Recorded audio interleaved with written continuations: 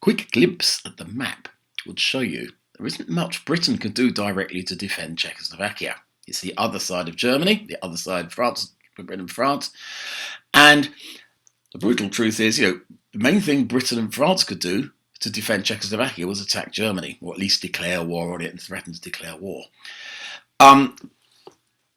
This betokens a bigger problem, and that's what I've nicknamed the political facts of life of Europe in 1938. So I'll put it another way, Britain didn't have really any allies except France, and the French weren't much use. Here we go. Right, the League of Nations, the much vaunted international organisation, never really worked anyway, but it certainly was dead in the water by the late 30s. Killed off by the Manchuria crisis when Japan invaded Manchuria, the Abyssinia crisis when Italy invaded Abyssinia. The League failed both times. It was a dead duck. Truth is, it probably was never much of a live one. Then, after Abyssinia, Italy basically got into bed with Germany, or Mussolini got into bed with Hitler. And what we call the Rome-Berlin axis now meant that Mussolini was an ally of Germany. So Italy, which had been anti-German, was now pro-German. No ally there. And then there was France. France had a much bigger army than Germany, had a bigger air force, it had more tanks. Britain, of course, had its massive navy. But the problem was the French, especially after the Rhineland was remilitarised in 1936, that was when German forces re-entered the Rhineland and were up against the border with France, were wedded to a thing called the Maginot Line, or the Maginot mentality, the way of looking at the world.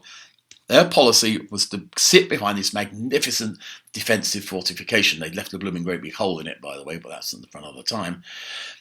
And therefore, Germany could not defeat them. Now, that's fine if you just want to defend France, but the problem is if you try and defend Czechoslovakia, it's not going to achieve much, is it?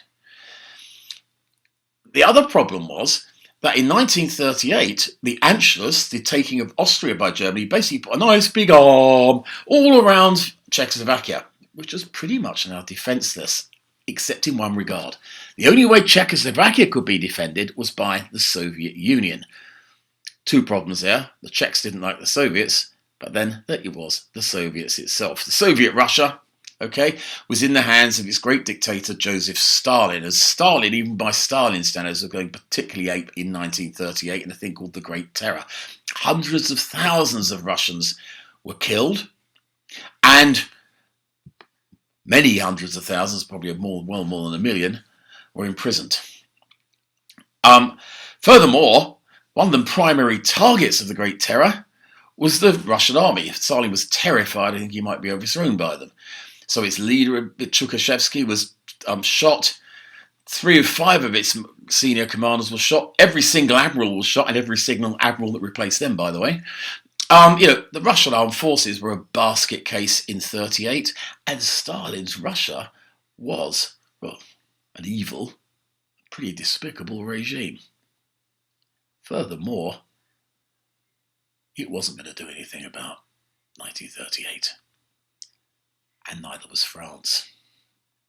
The Franco-Soviet Pact of 1935 that was meant to guarantee Czechoslovakia, to say to the Czechs, look, we won't let the Germans take you, was dead in the water. It wasn't worth the paper it was written on.